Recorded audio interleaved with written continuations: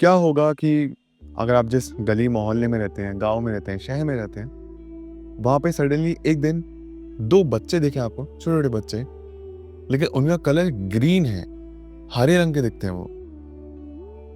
पेड़-पौधों का जो कलर होता है क्लोरोफिल की वजह से, वो ग्रीन कलर के दिखते हैं। आप उनसे बातचीत करने की कोशिश करते हैं, वो आपकी भाषा भी नहीं समझते। उनको आप खाना भी देते हैं, बढ़िया-बढ़िया खाना भी देते हैं, पर वो खाना भी नहीं खाते हैं। और वो खाते हैं रॉ बीन्स, सेम की सब्ज़ी, कच्ची वो भी, वो ये खाते हैं। बट ठीक है, विद टाइम चीज़ें गुजरती हैं। स्टार्टिंग में बहुत डर लगता है बिकॉज़ वो मालनरिश्ड भी हैं, बहुत ज़्यादा कमज़ोर बच्चे हैं और उन्हें कहानी किसी को समझ नहीं आ रहा, वो कुछ बोलना भी चाह रहे हैं, आपस में बातें कर रहे हैं तो ठीक है, लेकिन उनकी भाषा किसी को समझ नहीं आई।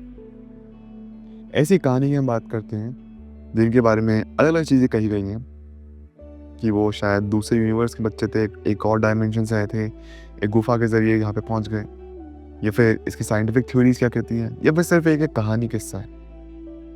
इसके बारे में डिस्कस करते हैं। तो ये बात है 12th सेंचुरी की, 1135 से लेके 1189 तक की। उस टाइम पे रेन या फिर राज चला था किंग स्टीफन से लेके हेनरी II तक का। उस कहानी का नाम है the green children of Woolpit. Woolpit basically एक गाँव है इंग्लैंड में, या फिर था, और वुलपिट इसका नाम, वुलपिट इसका नाम इसलिए रखा है बिकॉज़ ऑफ वुल्फ के ऊपर रखा है। तो वुल्फ पिट, इसका मतलब ये है कि एक गड्ढा, एक ऐसा पिट बनाना जो ट्रैप का काम करेगा वुल्फ भेड़ियों को पकड़ने, बिकॉज़ भेड़िया खतरनाक होते हैं, मार सकते हैं। तो एक गड्ढा बना दिया, उसको आपने ढक दिया किसी चीज़ से, फूल पत्तियों से, तो वुल्फ उसे भागते आएंगे, नीचे गिर जाएंगे गड्ढे में। उससे आपके पास डेंजर बचा रहेगा उनका, क्योंकि आप लिखा था। तो क्योंकि वहाँ पे वुल्फ पिट बहुत ज़्यादा थे, तो उस गाँव का नाम रख दिया वुल्फ पिट।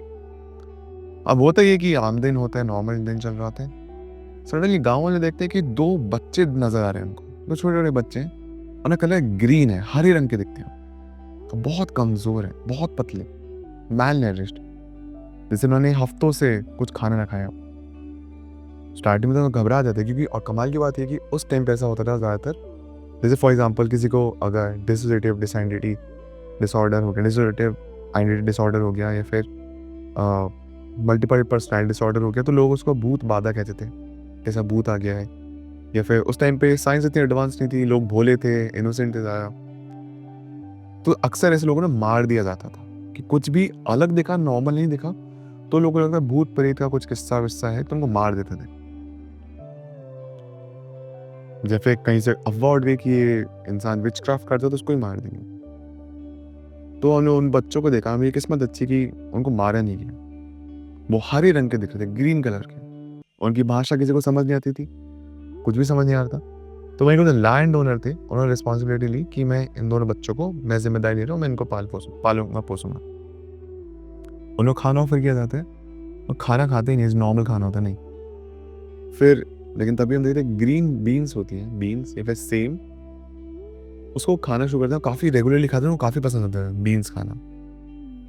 अब लोग सोचते हैं कि कच्ची बीन्स क्यों खा रहे हैं, पर सामने इनके इतना बढ़िया खाना रखा है, ये छोड़ के सब्जियां क्यों खाते हैं। और उनके कपड़े भी ना काफ़ी अलग थे, नॉर्मल कपड़ों के हिसाब से नहीं थे उनके, जैसे उस टाइम पे लोग कपड़े पहना करते थे, अलग कपड़े दिखते थे। तो धीरे धीरे ये बात फैलनी शुरू हुई थी गाँव में, लोग दूर दूर से देखने के लिए आते, बच्चे कौन है, कैसे दिखते हैं।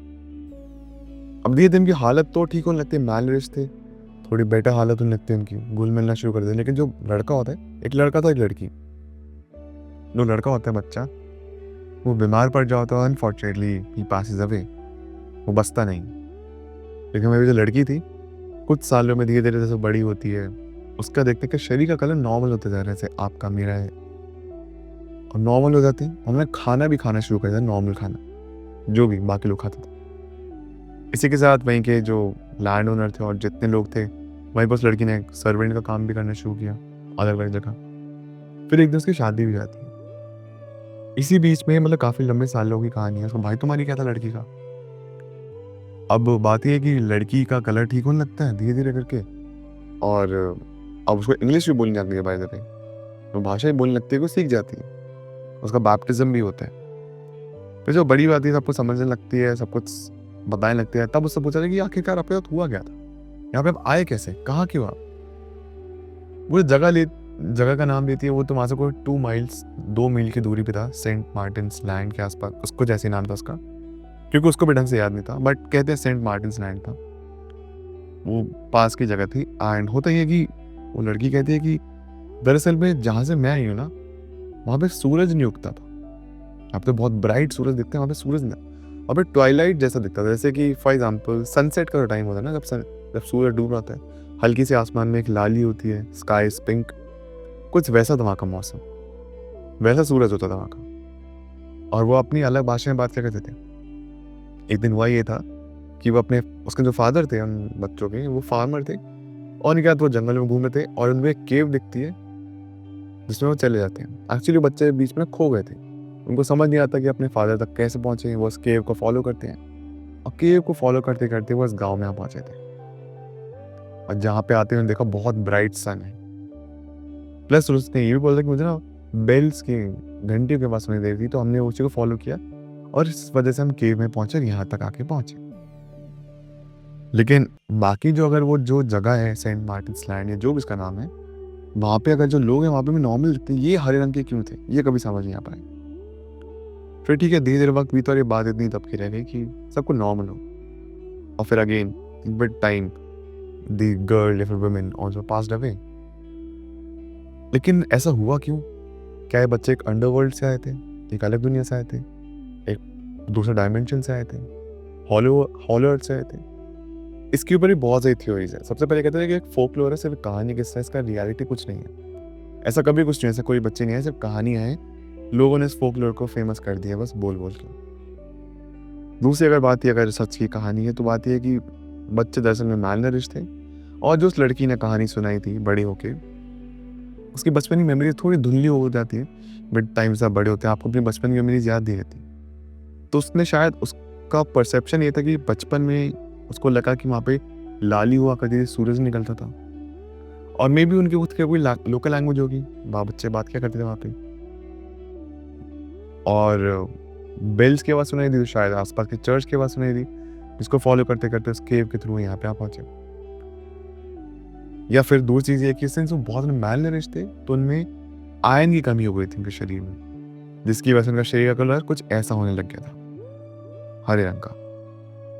लेकिन अब रियलिटी क्या है ये तो नहीं मालूम। और एक और कहानी ये थी कि ये शायद एक अंडरवर्ल्ड से है, दूसरे डायमेंशन से हैं, जो कि हमारे डायमेंशन से अलग दिखते ऐसे ही हैं, वहाँ के हरे रंग के लोग होते हैं। वो मे बी इस एटमॉस्फेयर में आके उन्होंने अडाप्ट कर लिया, इसलिए उनका कलर ऐसा हो गया, और खाना खाते भी नॉर्मल उन्होंने खाना खाना शुरू कर दिया।